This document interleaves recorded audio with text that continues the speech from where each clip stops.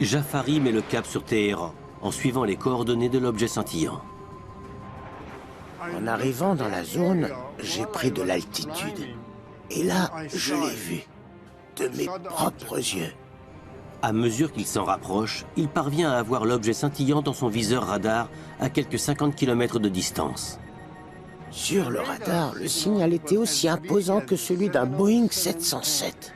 Ce n'est pas la première fois qu'il capte un signal aussi gros qu'un avion commercial. Mais d'après la note de service de Mouhi, la taille de l'objet était difficilement appréciable du fait qu'il brillait intensément. Il scintillait tellement que je n'arrivais pas à voir le fuselage. Une fois à proximité, Parviz Jafari est littéralement stupéfait.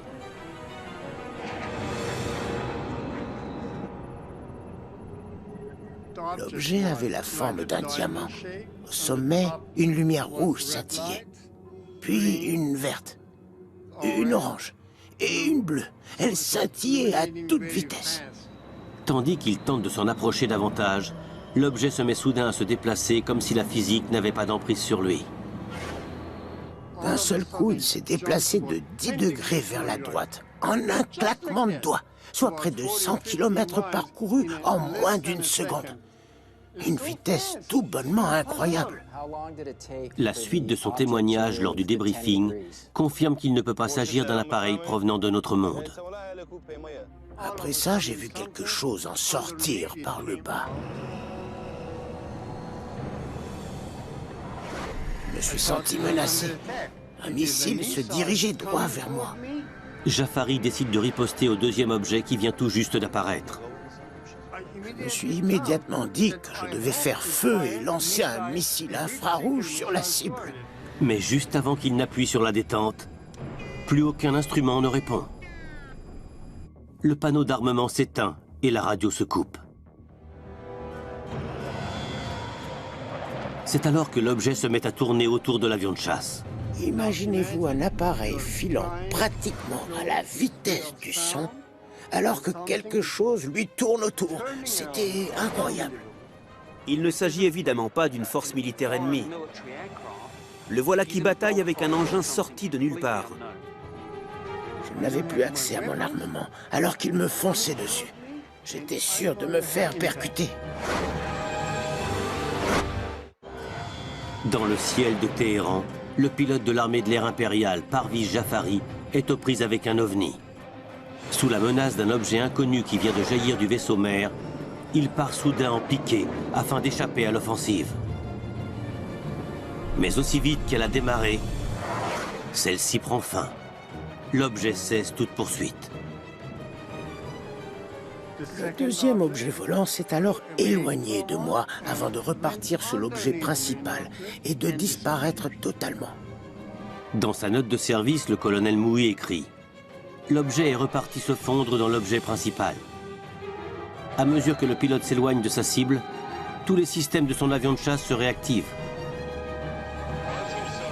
Lorsqu'il rappelle la tour de contrôle, on lui passe le général Yousefi qui lui ordonne de rentrer à la base. Je lui ai demandé où il voulait que je me pose, à Téhéran ou bien à ma base d'origine, près d'Hamadan. Il m'a répondu « Vous avez ordre de vous poser au plus vite à Téhéran ». Au moment où Parviz Jafari entame son approche, l'incroyable se produit. J'ai vu apparaître un petit objet circulaire qui se dirigeait tout droit vers le sol. Je me suis dit que je n'allais pas tarder à assister à une gigantesque explosion. Mais au lieu d'exploser, le nouvel objet finit par s'immobiliser totalement à quelques centaines de mètres du sol. Toute la zone alentour était éclairée. Le général Yousefi lui donne l'ordre d'inspecter l'objet avant de se poser. Jafari s'en est approché pour tenter de l'observer de plus près. Mais une nouvelle fois, ses instruments se sont éteints et plus rien ne répondait. Le colonel Mouhi indique qu'un vol commercial passant à proximité connaît les mêmes avaries. Au bout du compte, le général Yousefi lui a ordonné de faire demi-tour et de rentrer à la base. Mais Parviz Jafari n'est pas au bout de ses peines. En entamant sa descente sur l'aéroport Mehrabad, il aperçoit un nouvel objet volant. D'un seul coup, j'ai vu ce qui ressemblait à un cylindre, avec 2 points lumineux à chaque extrémité, et un en plein centre. Il prévient la tour de contrôle. J'ai hurlé à la radio. Qu'est-ce que c'est que cet engin droit devant moi? On m'a répondu, on ne voit rien. Qu'est-ce que c'est? On n'en sait rien, on ne le voit pas. Plus tard, il sera précisé que les contrôleurs ont vu eux aussi un cylindre dans le ciel. Dès le lendemain, Parviz Jafari est convoqué au débriefing auquel assiste le lieutenant-colonel Mouhi. Durant la nuit, l'incident a filtré dans les médias. Le 20 septembre 1976, le journal de Téhéran révèle qu'un membre de l'armée de l'air s'est adressé à la presse la nuit même de l'incident. La pression monte au sein des armées américaines et impériales qui cherchent à comprendre ce qui s'est produit. Le ciel était limpide. Pas un seul nuage, aucun avion à l'horizon, rien du tout. Pourtant, je ne voyais aucun moyen de faire atterrir mon avion. Parviz Jafari reconnaît qu'il était en grand danger. Comment atterrir? J'étais totalement perdu. Ce qui m'est arrivé là-haut, je n'en sais rien du tout. Je n'en ai aucun souvenir. J'ignore ce qui s'est passé pendant ce laps de temps. S'il s'est senti désorienté au moment d'atterrir, se peut-il qu'il ait été dans un état similaire précédemment? Jock Williams estime qu'il a tout simplement commis une erreur en essayant de faire feu. À mon avis, il n'a pas appuyé sur le bon bouton. Si on oublie de relever l'interrupteur général de l'armement, ou si on n'enclenche pas la bonne séquence, on aura beau appuyer sur la détente, il ne se passera rien. La note de service du lieutenant-colonel Mouhi ne sera pas considérée par le gouvernement américain comme un élément à classer top secret. 2 jours plus tard, un autre rapport rédigé par un certain colonel Mackenzie arrive par téléx à la DIA, l'agence du renseignement de la défense. Le colonel Mackenzie s'appuie sur les articles parus dans la presse et sur les témoignages de tierces personnes. Le document est pratiquement identique à la note de Mouhi. Une décision soudaine et discutable est alors prise. Les 2 rapports, diffusables au départ, changent de statut et deviennent top secret. Pourquoi jeter ainsi le voile sur ce qui s'est passé dans le ciel de Téhéran? En 1976, un ovni a été aperçu au-dessus de Téhéran. Il existe 2 documents quasiment identiques détaillant cet événement. Considérés à l'origine comme diffusables, ils sont soudain classés top secret par les autorités américaines. Une question subsiste. Pourquoi? 4 mois après l'incident, le public obtient une réponse. En janvier 1977, le commandant en chef adjoint de l'armée de l'air impériale, le général Azar Barzin, se livre à une surprenante révélation. Dans la transcription d'un entretien, il déclare que les États-Unis et l'Iran s'échangent officiellement des informations au sujet des ovnis. L'entretien se poursuit autour de la question qui taraude les autorités américaines. Nous avons fait une grande découverte. Un brouilleur capable de parasiter différentes fréquences à la fois. Mais une telle technologie nous étant inconnue, c'est incompréhensible. N'importe quel gouvernement serait prêt à verser des milliards de dollars pour une technologie capable de couper des instruments de bord et empêcher un pilote de chasse de faire quoi que ce soit. Mais ça ne s'est encore jamais vu. Est-ce pour cette raison que l'incident de Téhéran a fait l'objet d'une enquête approfondie et classée top secret? La mission première de l'agence du renseignement de la défense est d'avoir connaissance des capacités de l'ennemi, notamment en ce qui concerne la technologie en présence. 6 ans plus tard, le 31 décembre 1982, la DIA rend public un document éminemment important. L'agence du renseignement de la défense avait analysé la valeur et la dimension des différentes données collectées en Iran. Tous les facteurs les plus irréfutables concernant cette fameuse apparition d'un ovni sont minutieusement répertoriés dans l'analyse de la DIA. Elle évoque le crédit à accorder aux témoins de haut rang. Elle évoque des témoignages oculaires tous corroborés par un signal radar. Elle évoque un éventuel champ électromagnétique. Et elle évoque également l'extraordinaire maniabilité de l'objet volant. Dans la case « Remarque » du document, une phrase résume parfaitement le tout. Il s'agit d'un rapport exceptionnel. Cet incident rassemble tous les critères nécessaires à une étude valable des objets volants non identifiés.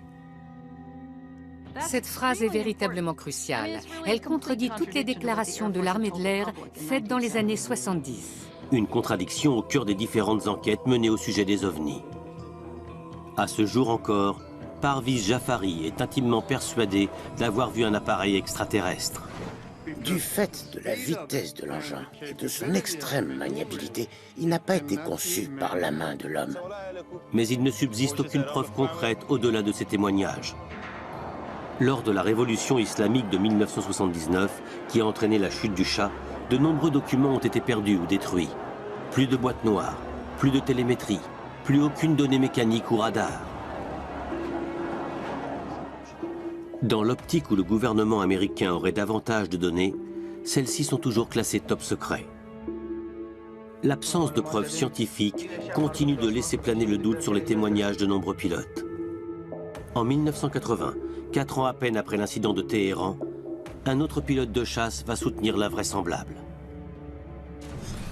Ce document de la défense américaine a été archivé le 3 juin 1980. Il fait état d'une apparition d'OVNI en Amérique du Sud devant des centaines de témoins. Ville de La Joya, au Pérou, le 11 avril 1980. 1800 militaires et employés civils se trouvent sur la base aérienne Mariano Melgar lorsqu'un objet de forme arrondie est repéré en plein milieu d'une zone d'exclusion dans la matinée. Au départ, tout le monde s'est dit que c'était un ballon sonde. Mais la principale crainte était celle d'un appareil espion. S'agissant d'un complexe militaire extrêmement sensible et d'une zone d'exclusion aérienne, l'armée de l'air l'a pris comme une agression. Le pilote Oscar Santamaria reçoit immédiatement l'ordre de décoller et d'abattre ce qui ne peut être qu'un ballon espion. À cette époque, la base Mariano Melgar est un point stratégique au Pérou. On y stocke des armes et des avions de combat soviétiques flambant neufs. Santamaria se précipite pour intercepter l'appareil avant que celui-ci ne s'approche des installations militaires. Il pilote un Sukhoi Su-22, un chasseur de fabrication soviétique équipé d'un canon 30 mm. Quand j'ai atteint les 8000 pieds d'altitude, j'ai lancé la manœuvre d'attaque. Lors de l'audition citoyenne sur la divulgation tenue en 2013, Santamaria a fait le récit de cette rencontre. Après avoir rapidement localisé la cible, il l'a dans sa ligne de mire. Ayant reçu l'ordre de l'abattre, il n'hésite pas une seule seconde à accomplir sa mission. J'ai tiré une rafale de 64 munitions de calibre 30 mm. Une seule balle de 30 mm à tête explosive qui plus est suffirait à abattre n'importe quel type d'appareil. Mais il n'en est rien. Le rapport de l'agence du renseignement à la défense précise qu'aucun des tirs du pilote péruvien n'a causé le moindre dégât. À sa grande surprise, il n'a pas réussi à abattre l'objet volant, alors qu'il l'avait dans son viseur. C'était comme si les balles se dématérialisaient en approchant la cible. Elles étaient totalement inefficaces. Santamaria étant un pilote chevronné, il se cale de nouveau sur sa cible. Mais cette fois, celle-ci amorce une manœuvre d'évitement. Le ballon a grimpé subitement. J'étais donc placé en dessous, dans l'incapacité de faire feu. Il enclenche la post-combustion pour atteindre 1,5 fois la vitesse du son, sans parvenir à gagner le moindre terrain sur l'objet volant. Le rapport de la DIA indique que le pilote s'est lancé dans une seconde attaque, mais que l'OVNI a semé le Su-22.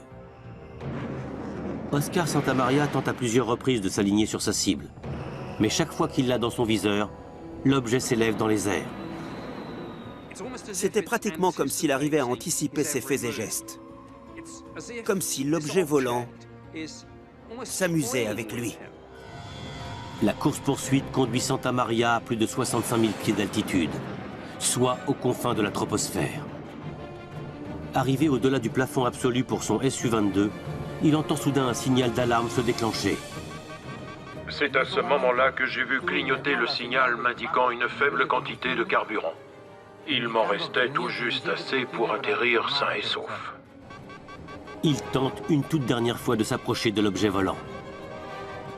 Mais à moins de 100 mètres de sa cible, il fait une découverte effarante. Le pilote péruvien Oscar Santamaria vient de se rapprocher à moins de 100 mètres de ce qu'il prend pour un ballon espion. L'objet qui apparaît sous ses yeux le laisse sans voix. J'ai eu la surprise de constater que ce fameux ballon n'en était pas un. L'objet faisait plus ou moins 10 mètres de diamètre. La partie supérieure était une sorte de dôme constitué essentiellement d'émail de couleur crème. À la base du dôme se trouvait une plateforme circulaire et large en métal argenté. L'appareil ne possédait pas d'aile, pas de moteur, pas de hublot, pas d'antenne. Constatant qu'il s'agit d'un ovni, il décide de décrocher. À l'évidence, il a dû se dire que se lancer à la poursuite d'un tel objet volant était vain. À force de lui tourner autour, il allait manquer de carburant. S'il ne rentrait pas immédiatement à la base, c'était la mort assurée. Santamaria entame alors sa descente.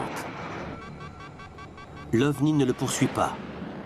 Il restera dans l'espace aérien de la base Mariano Melgar encore 2 bonnes heures avant de se volatiliser. Le rapport de la DIA précise qu'un engin a bien été aperçu, mais que son origine demeure inconnue. Oscar Santamaria est très certainement le seul et unique pilote de chasse au monde à avoir fait feu sur un ovni et à l'avoir touché. Quelle était la vraie nature de sa cible?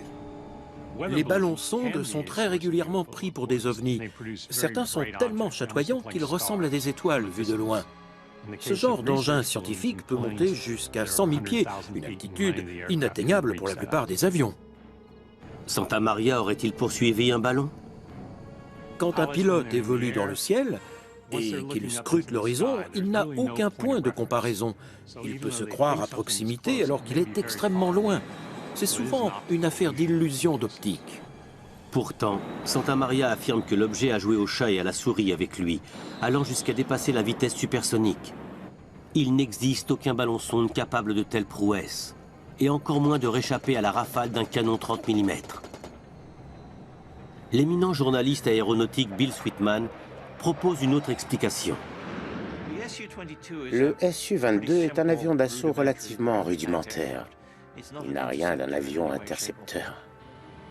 Les munitions embarquées sur le Su-22 ont été conçues pour être lourdes et non pas rapides. Autrement dit, si la vitesse à la bouche du canon n'est pas très élevée,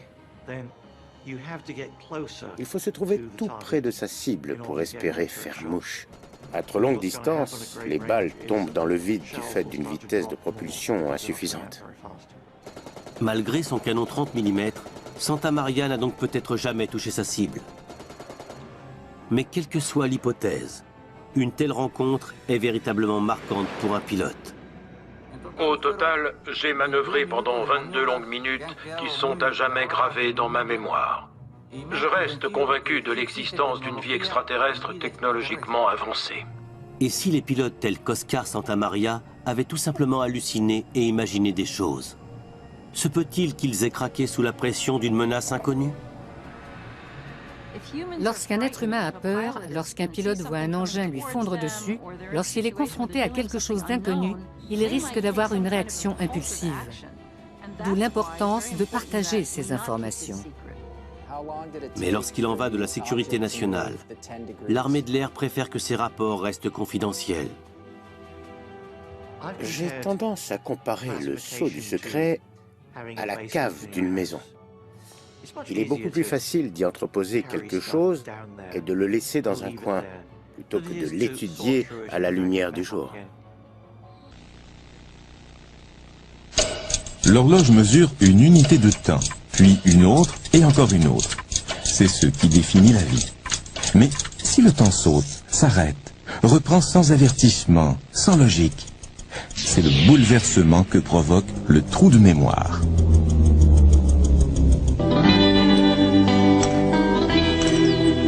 Pour ceux qui l'ont vécu, c'est plus qu'un mystère, c'est un problème. C'est un voyant rouge qui demeure constamment dans votre esprit et qui vous rappelle que quelque chose ne va pas. Pour Jim, Jack et Charlie, l'histoire commence lors d'un voyage de camping dans une forêt isolée.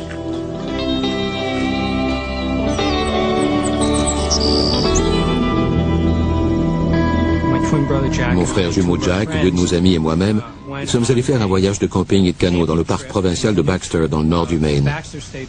C'est dans une région sauvage.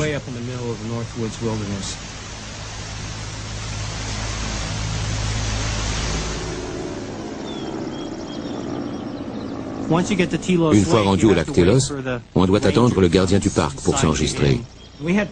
On avait prévu aller à la pêche à la truite dans un lac appelé Smith Pond. Quand le gardien a vu que c'est là qu'on voulait se rendre, il nous a dit qu'on ne pouvait pas y aller.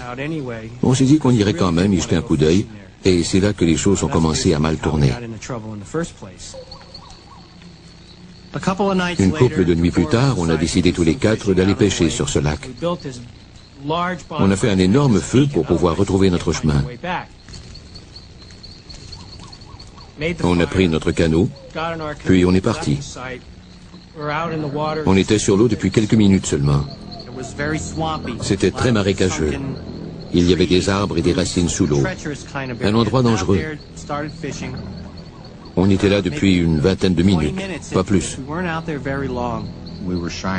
Je faisais passer le rayon de lumière de la lampe de poche sur l'eau pour détecter un coin où il y aurait du poisson. Comme je regardais dans l'eau, un des gars a crié « Mais qu'est-ce que c'est que ça ?» Quand je me suis retourné pour voir de quoi il s'agissait, j'ai vu au bout du lac, juste au-dessus des arbres, une énorme sphère lumineuse, de la taille d'une maison à 2 étages. Ça n'émettait aucun bruit. Et ça flottait dans les airs. On était dans le sens du vent. Pas de ronronnement, de bourdonnement, de sifflement, de vrombissement, absolument rien. Au début, on a essayé de rester calme. Qu'est-ce que ça peut bien être? Je savais tout ce que ce n'était pas. Ce n'était pas un hélicoptère. Ça ne se déplaçait pas comme un ballon météo. Dans toute ma carrière militaire, je n'avais jamais vu cet engin et je n'en avais jamais entendu parler. Puis je crois que Charlie a dit « Et si je lui envoyais un signal avec la lampe de poche ?» Nous avons répondu que c'était une bonne idée. J'ai envoyé le signal et un rayon de lumière a jailli par en dessous. Il clignotait. Et aussitôt qu'il a envoyé le signal, la chose a commencé à se déplacer vers nous. J'ai empoigné la rame du canot et j'ai commencé à ramer, le plus fort possible. Je concentrais mon regard sur le feu.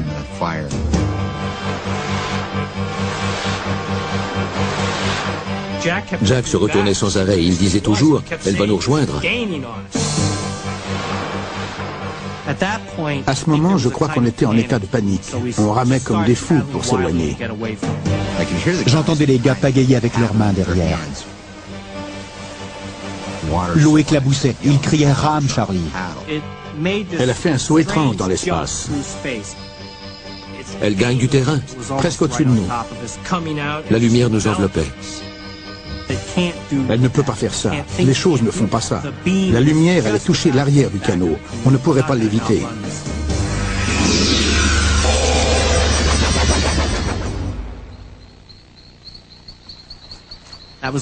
C'est la dernière chose qui m'a traversé l'esprit avant de me retrouver sur la rive. Il l'avait distancié, du moins le croyait-il. Alors on est sorti du canot et quand on s'est retourné, la chose était juste là, en face de nous. En fait, elle planait juste au-dessus de l'eau, à une 50aine de mètres. Puis elle a fait un drôle de mouvement. On aurait dit qu'elle implosait. Elle a fait comme ça. Puis elle a réapparu encore plus haut dans le ciel, une lumière aveuglante. On aurait dit qu'elle montait, elle prenait de l'altitude dans le mouvement saccadé, puis elle a complètement disparu, comme un éclair. C'est difficile à décrire. On se tenait là, debout, et on se demandait ce qui avait bien pu se produire. On était comme en état de choc. Puis, ils réalisent qu'ils ont perdu la notion du temps. Le feu est leur premier indice. Quand on est revenu au feu de camp, il ne restait que des braises. Ça nous a paru étrange, parce qu'entre le moment où on est parti pêcher et le moment où on est revenu, il ne s'était écoulé que 15 ou 20 minutes. J'en étais certain. Il aurait dû y avoir encore des flammes d'au moins 2 mètres. On n'a jamais réussi à expliquer ça, c'est un mystère. Come on, girls. Come on, Mares.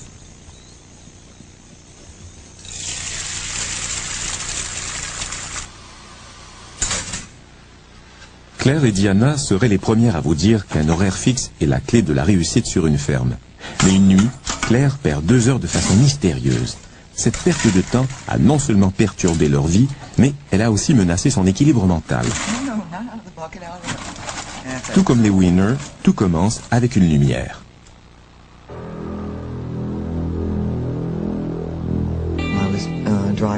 J'étais à environ 7 km de la ferme. J'ai aperçu des lumières dans le ciel. C'était tranquille.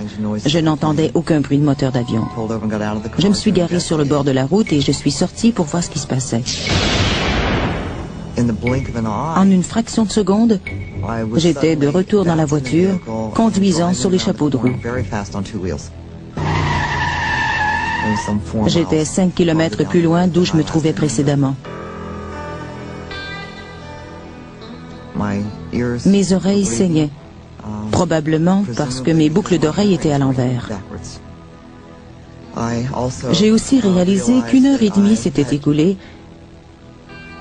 et je n'avais aucun souvenir de ce qui s'était passé pendant ce temps.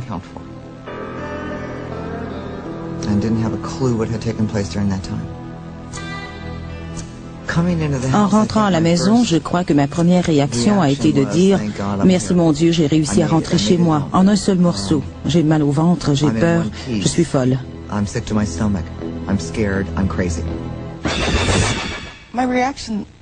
J'ai tout de suite pensé « Oh mon Dieu, Claire est folle. Je lui donne trop de travail, il se passe trop de choses. Elle a besoin d'un congé. » J'ai tout de suite pensé « Oh mon Dieu, Claire est folle. Je lui donne trop de travail, il se passe trop de choses. Elle a besoin d'un congé. » Mais l'incident se produit de nouveau. Une couple de semaines plus tard, en revenant d'une rencontre d'affaires, j'ai vu des lumières sur la route devant moi. Soudain, l'intérieur du camion est devenu tellement illuminé que j'étais aveuglé. Puis, ce qui me revient est d'avoir été relâché par le haut et d'avoir atterri lourdement sur la route dans le véhicule.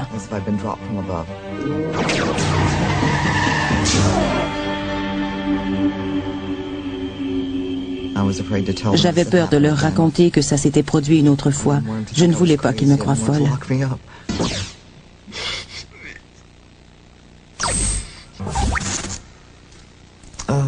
J'ai pensé que je faisais une dépression nerveuse. J'ai souvent pensé cela. Claire n'est pas la seule à être déstabilisée par ce trou de mémoire. Dans l'humour, comme dans la vraie vie, le sens du rythme est important. Un soir qu'il se rend dans le Vermont pour donner un spectacle, Fred se rend compte qu'il a perdu plusieurs heures. Sa vie commence à se détériorer. Pour lui aussi, le coup de départ est une apparition. Tout à coup, j'aperçois cette chose. Ça ressemble au dirigeable de Goodyear. C'est ce que j'ai cru. Les lumières ont commencé à flotter au-dessus. Ça retient mon attention et je me dis, ça, c'est le dirigeable de Goodyear et bientôt, je vais voir le nom Goodyear. En quelques secondes, il était réduit à la grosseur d'un ballon de volley-ball. Et je me dis, ce n'est pas un dirigeable. Juste au moment où il s'approche, un avion militaire s'amène. Et comme il arrive dans le champ de vision, le présumé dirigeable se dirige vers le nord et s'éloigne de l'avion en un temps record. Il est parti.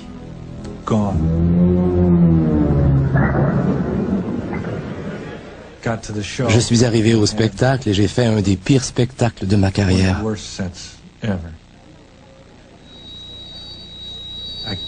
Je n'arrivais pas à utiliser le microphone.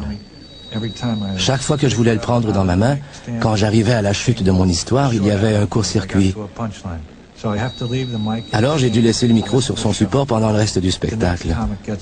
L'autre gars s'amène et n'a aucun problème avec le micro. Il le prend dans sa main et tout fonctionne bien.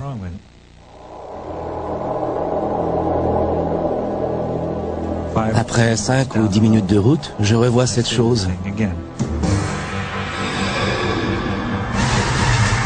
Les lumières flottent au-dessus. Ils l'enveloppent complètement. Puis, quand tout est éclairé, elle commence à descendre en biais. Ce n'est pas un dirigeable. Et ça descend toujours, et je la regarde. Elle est en chute libre. Elle va s'écraser.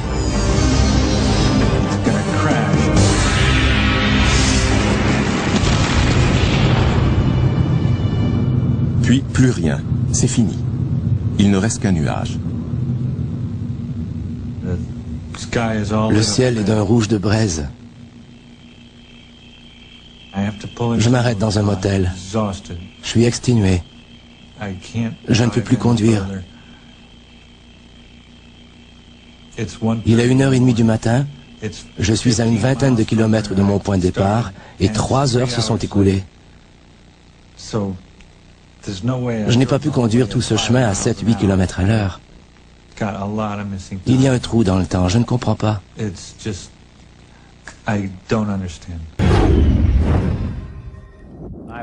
On m'a conduit au site, on m'a expliqué son fonctionnement, et puis on m'a montré en quoi mon travail allait consister.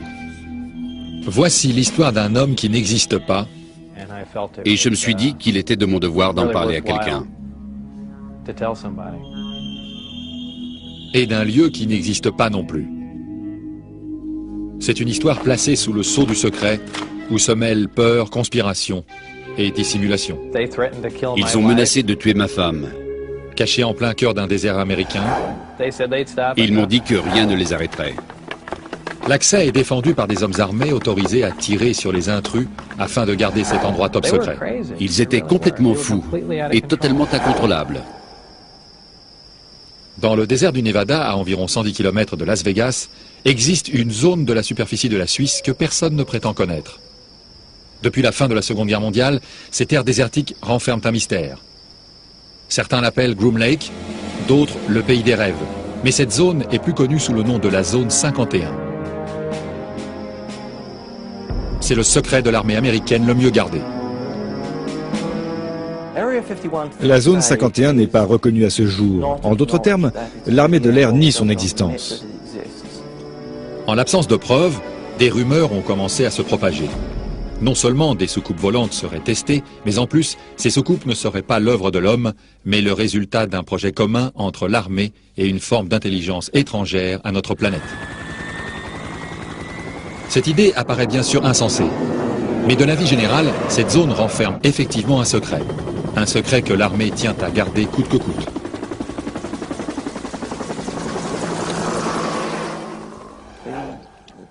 Cette base militaire, appelée Zone 51, fut établie dans le désert du Nevada en 1954.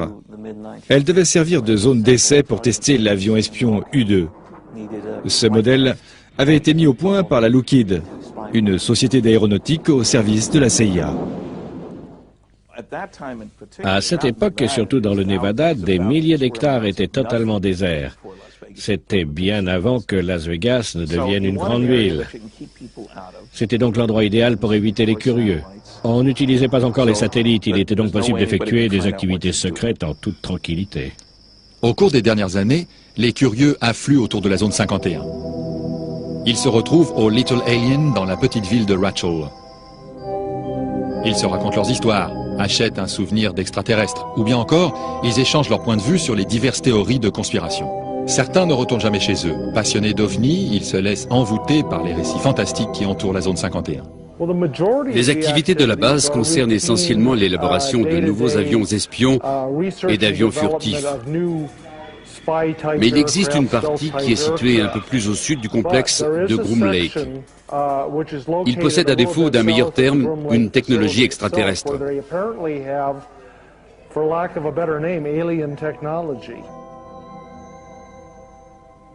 Il n'est pas inhabituel de voir danser des lumières étranges au-dessus de la zone 51. Avec un peu de chance, il est possible d'assister à ce spectacle au moins une fois par semaine. Mais la zone n'attire pas seulement des passionnés d'OVNI. Robert Exkler, un ancien scientifique de la NASA, s'est lui aussi consacré au sujet. Cette zone est connue depuis longtemps, mais son existence officielle a été niée pendant des décennies. Sa création remonte aux années 40-50 avec l'élaboration de l'avion espion U-2 et du supersonique SR-71. En fait, tous nos avions secrets ont été mis au point et testés au moyen de vols d'essai dans cette zone. Il est donc évident que si vous disposez d'une technologie aussi sophistiquée qu'une soucoupe volante, cette zone est le premier endroit où vous irez la tester. Les moyens mis en place pour protéger la zone sont assez considérables.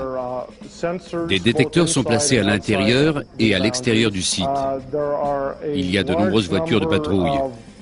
Des Jeeps Cherokee blanches circulent pour surveiller les gens se trouvant à proximité de la base. Des micros directionnels sont camouflés dans les buissons.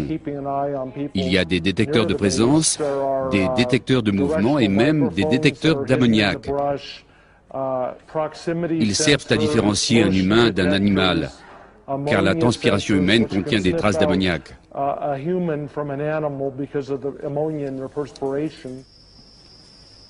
Ces niveaux de sécurité extrêmes s'appliquent également aux personnes travaillant sur le site. Lorsque vous travaillez dans ce genre d'endroit, vous vous engagez par écrit à renoncer à vos droits constitutionnels. Vous signez un document stipulant que si vous violez cet accord et parlez des projets sur lesquels vous travaillez, vous purgerez une peine de 20 ans au pénitencier fédéral de Leavenworth. Et cela sans passer devant un tribunal et sans avoir le droit de faire appel. C'est un excellent moyen pour vous empêcher de parler. Un homme n'a pas su tenir sa langue. Ce physicien et ingénieur a non seulement affirmé avoir travaillé sur le site de la base 51, mais il a aussi déclaré avoir travaillé sur le projet le plus top secret de l'armée, les soucoupes volantes. Il s'appelle Bob Lazar. C'est un homme peu ordinaire dont le passé comporte beaucoup de zones d'ombre. Il déclare n'avoir jamais tiré profit de cette histoire, mais pour beaucoup, son récit ne tient pas debout et il n'est qu'un illuminé de plus. En fait, vous êtes plongé dans un autre monde. Vous savez qu'il existe un autre univers et qu'il y a une vie ailleurs, mais de retour chez vous, vous devez faire comme si tout cela n'existait pas. Je voudrais que les gens connaissent la vérité. Bob est un homme relativement sérieux. Il a de l'humour, mais ce n'est pas pour autant un rigolo. Je le connaissais bien avant qu'il ne travaille dans ce programme. Je connaissais sa famille et la famille de sa femme. Quand il travaillait à Los Alamos, il m'a emmené avec lui et j'ai rencontré ses collègues de travail. Je n'ai jamais mis en doute la véracité de cette histoire, ni même pensé un seul instant qu'il ait pu l'inventer. J'ai toujours pensé que les soucoupes volantes étaient le produit d'une imagination fertile. Je n'y croyais pas, ça ne m'intéressait pas. D'ailleurs, ça ne m'intéresse toujours pas. Mais maintenant, j'y crois fermement. Je travaillais dans le laboratoire sur le réacteur et un des amplificateurs gravitationnels qui provenaient de la soucoupe. Je passais toutes mes journées dans le laboratoire. Mais un jour, j'ai été autorisé à pénétrer dans le vaisseau, afin de voir comment s'intégraient les systèmes dans l'appareil et vérifier si leur emplacement jouait un rôle sur leur fonctionnement. Il y avait une trappe, une ouverture, dirons-nous. La porte n'était plus là. Visiblement, elle avait été enlevée, ou même n'avait jamais existé. Il y avait une échelle pour accéder à l'intérieur. J'ignore donc comment le vaisseau se fermait. Et j'imagine simplement qu'ils avaient enlevé le panneau d'ouverture. Manifestement, cet engin était conçu pour être piloté par des êtres d'une taille inférieure à celle d'un homme. C'était un endroit très exigu. Il y avait un niveau inférieur. Une petite partie du plancher s'affaissait et s'ouvrait. J'ai passé ma tête et mon buste à l'intérieur pour voir comment les amplificateurs gravitationnels étaient maintenus à l'envers. C'est à ce moment que l'un des éléments est devenu transparent. Des techniciens étaient présents. J'ignore totalement ce qu'ils faisaient. Et puis, quelque chose s'est mis à défiler sur l'écran. Apparemment, le revêtement du vaisseau, sous un influx électrique ou un autre facteur, pouvait devenir transparent. Peut-être pour voir à l'extérieur, ou bien pour faire office d'écran vidéo. Tout cela était plutôt incroyable. Quand je suis sorti de l'appareil, La coque avait à nouveau l'aspect d'un simple morceau de métal. Il y avait 3 sièges, 3 amplificateurs, disons que c'était les commandes, mais il n'y avait aucun bouton, il n'y avait strictement rien. Et pour ajouter à tout cela, je n'ai vu aucune installation électrique. Les sièges n'étaient pas très grands, ils étaient 2 ou 3 fois plus petits qu'un siège normal. Marcher dans cet appareil me procurait une sensation désagréable. J'avais l'impression de ne pas être à ma place. En même temps, c'était très excitant, je ne peux pas dire le contraire. Mais j'ai vraiment eu l'impression d'être plongé dans une autre dimension. Toutefois, Bob Lazar a toujours insisté sur le fait qu'il n'avait jamais vu quoi que ce soit qui puisse ressembler à un extraterrestre. On m'a emmené dans le hangar pour assister à un des tests. L'appareil était posé sur le fond de l'ancien lac. Il a décollé sans faire de bruit. Il est resté en suspens dans les airs, puis il est redescendu se poser au sol tout en douceur. C'était vraiment impressionnant. C'est comme si vous voyiez une maison se détacher du sol sans faire aucun bruit. Vous ne pouvez pas imaginer la puissance nécessaire pour effectuer un décollage sans produire aucun son. Je suppose que des hommes étaient aux commandes de cet engin. D'une manière ou d'une autre, ils ont réussi à s'installer dans les petits sièges, ou bien ils se sont assis ailleurs. Visiblement, ils savaient comment fonctionnait cet appareil. Quelle que soit la technologie utilisée et d'où qu'elle vienne, ils en connaissaient le fonctionnement. Bob Lazar savait ce qu'il risquait en dévoilant la vérité. Mais ce secret était devenu trop lourd à porter. On a vu des agents de l'OFI, le bureau d'enquête fédéral, venir chez lui à l'improviste pour effectuer des contrôles de sécurité.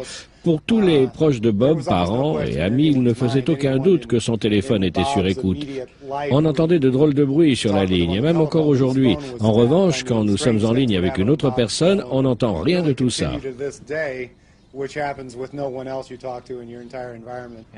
Et je me suis dit qu'il était de mon devoir d'en parler à quelqu'un.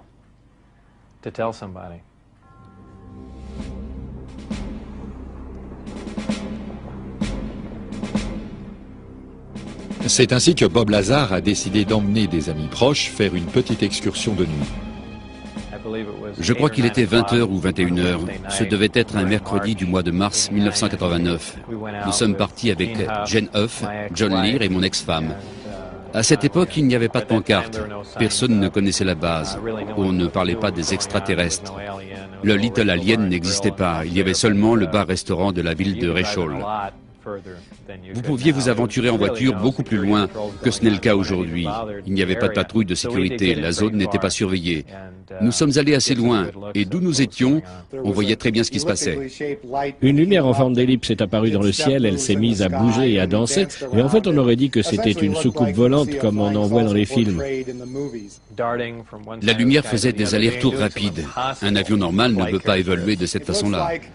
On dirait qu'il va se produire une explosion, mais tout s'arrête et ça n'explose pas. La lumière est tellement brillante que votre cerveau interprète cela comme une explosion sur le point de se produire. À mon avis, des hélicoptères et d'autres engins sont venus et l'ont suivi. Ensuite, l'engin s'est reposé au sol. Bob nous avait prévenus, il nous avait décrit à l'avance ce que nous allions voir. Aussi, dès le moment où nous avons vu la lumière dans le ciel, ce fut pour nous un moment extraordinaire. La lumière s'est comportée exactement comme Bob l'avait dit. Elle est apparue comme prévu et j'ai bien été obligé de croire. À un moment, le vaisseau s'est mis à briller avec une telle intensité que nous avons pensé qu'il y avait un problème et qu'il allait exploser. Et même si nous étions à des kilomètres, nous nous sommes réfugiés derrière la voiture. C'était assez excitant. En tout, ils vont effectuer 3 visites. La 3e fois, l'inévitable se produit. Sur le projet Apollo se montre sceptique. J'ai effectué des recherches très poussées sur les déclarations que Bob Lazar a faites sur sa vie et sur les systèmes de propulsion. Ces affirmations touchent des sujets assez sérieux. J'ai contacté les écoles où il prétend avoir reçu ses diplômes, j'ai appelé le lycée qu'il dit avoir fréquenté, j'ai contacté Los Alamos où il aurait travaillé comme scientifique. Mes recherches se sont révélées totalement infructueuses. Le seul élément que j'ai pu vérifier est qu'il a effectivement été élève de l'école primaire Pierce à la fin des années 70. Je crois que je n'aurais jamais entrepris des recherches sur le formulaire W2 de Bob Lazar si ce dernier n'avait pas réussi brillamment le test du détecteur de mensonges. Cet appareil permet de détecter très facilement si la personne invente des histoires ou n'est pas convaincue à 100% de ce qu'elle raconte.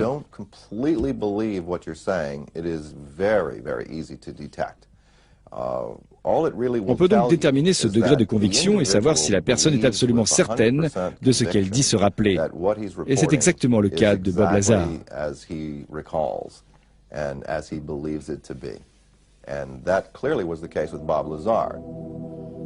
L'armée américaine travaillerait-elle avec une technologie extraterrestre?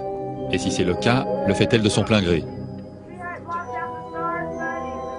Bruce Maccabee, un physicien de la marine américaine, a son idée sur le sujet. Il profite de son temps libre pour travailler sur ordinateur. Il vérifie l'authenticité de films vidéo et de photographies d'OVNI provenant pour la plupart de la zone 51. Depuis 1947, on s'interroge sur la provenance de ces objets. On se demande s'ils sont vraiment l'œuvre de l'homme. Je n'exclus pas le fait qu'à l'heure actuelle, nous sommes en mesure de construire des objets dotés plus ou moins des mêmes caractéristiques. Cependant, à l'époque où cette histoire a commencé, la technologie ne permettait pas de parvenir à de tels résultats. De même, un fait relativement intéressant démontre que l'armée de l'air n'était pas impliquée. Au cours de l'été 1947, l'armée a demandé au FBI de mener des enquêtes auprès des personnes qui avaient vu des ovnis. C'est alors qu'un des membres du FBI a suggéré que ces objets avaient peut-être été créés par des hommes. Et Edgar Hoover, qui était le chef du FBI à l'époque, a déclaré qu'il n'était pas judicieux de mener des enquêtes si ces objets provenaient de bases militaires. Il a donc exigé de l'armée de l'air qu'elle produise un document attestant que cette enquête ne concernait pas les programmes de secret défense. Dans une lettre, l'armée de l'air certifie à Hoover qu'après examen de tous les projets de recherche militaire, toutes forces armées confondues, il n'y a rien qui ressemble de près ou de loin à une soucoupe volante. Il n'y avait donc plus aucun doute. L'armée de l'air affirmait qu'elle n'était pas impliquée dans cette affaire et que ce sujet la préoccupait comme tout le monde. Edgar Mitchell connaît bien l'espace et la technologie de pointe. C'est un ancien astronaute et aussi le 6e homme à être allé dans l'espace. Il a participé à la mission Apollo. Et depuis qu'il n'est plus de la partie, il tente de percer le mur du secret. Je suis convaincu que des contacts ont été pris, car des personnes qui occupent des places élevées dans le gouvernement, des personnes dignes de confiance, m'ont avoué que dans leurs fonctions officielles, elles avaient été plongées au cœur du sujet. Elles aimeraient raconter leur expérience et ne plus être tenues au secret. Mais jusqu'à nouvel ordre, elles ne peuvent absolument rien dévoiler du tout. J'ai reçu une multitude d'appels de personnes qui ont travaillé à la base. Celles que j'ai rencontrées pour les interviewer et pour parler ont travaillé à la base dans les années 50, 60, 70 et 80. À quelques détails près, elles disent toutes la même chose. Leurs récits n'ont pas la même teneur que l'histoire de Bob Lazar, mais la plupart se recoupent. Ces personnes ont vu des vaisseaux en forme de soucoupe, elles les ont vus voler, elles les ont vus entreposés dans des caisses et sous des bâches, et tout le monde était tenu au secret. L'histoire de Bob Lazar est tout à fait cohérente. Bob Lazar dit-il la vérité? A-t-il inventé toute cette histoire? A-t-il été utilisé par le gouvernement pour faire de la désinformation? Ou bien est-il le porte-parole involontaire d'un gouvernement désireux de nous préparer à un événement encore plus colossal? C'est un homme intelligent qui nous raconte un beau conte de fées. La majorité des gens qui donnent foi à ses dires n'ont fait aucune vérification et acceptent l'idée que le gouvernement ait pu effacer son dossier. Je suis la première personne à m'en être rendu compte. Je ne parvenais pas à retrouver des dossiers me concernant. Au départ, je n'arrivais pas à mettre la main sur mon certificat de naissance, ainsi que d'autres documents officiels. Et j'ai pensé qu'il tentait d'effacer toute trace de mon existence. Je suis ravi de savoir qu'il a travaillé là-bas. Il y a en effet de fortes chances pour que ce soit un test. Ce test servirait à déterminer le crédit que les scientifiques et le public seraient prêts à accorder si une personne ayant participé à de tels programmes révélait des informations confidentielles de ce type.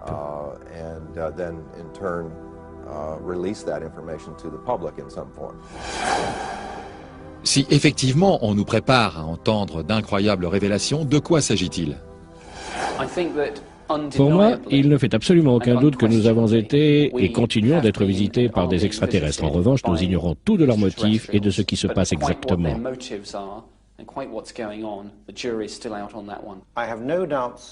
Je suis formellement convaincu que les États-Unis ont récupéré des véhicules extraterrestres. Je trouve tout cela déprimant et effrayant. Nous sommes en plein Big Brother. Si cette technologie existe, elle est extrêmement puissante et dangereuse. C'est pour cela qu'elle doit appartenir au domaine public et non pas au domaine privé. Je savais que j'étais privilégié de participer à ces programmes, mais l'atmosphère était très oppressante. Les mesures de sécurité étaient très poussées. Et de savoir que vous ne pouvez parler à personne, que vous êtes sur table d'écoute et tout ce qui s'ensuit, à la longue, il devient très difficile de supporter cette situation. Le plus dur est de travailler en plein cœur du 28e ou du 29e siècle, tout en vivant au 20e siècle. Même si Stanton Friedman se montre sceptique vis-à-vis de Bob Lazar, les activités de la base 51 ne font aucun doute pour lui. Je ne serais pas étonné d'apprendre qu'une partie de la vérité se trouve dans le désert du Nevada, près de Groom Lake. C'est l'endroit idéal. C'est un lieu isolé et sous haute surveillance. Il réunit donc toute qualité requise pour examiner à loisir des soucoupes volantes, en reconstituer de nouvelles ou les faire voler.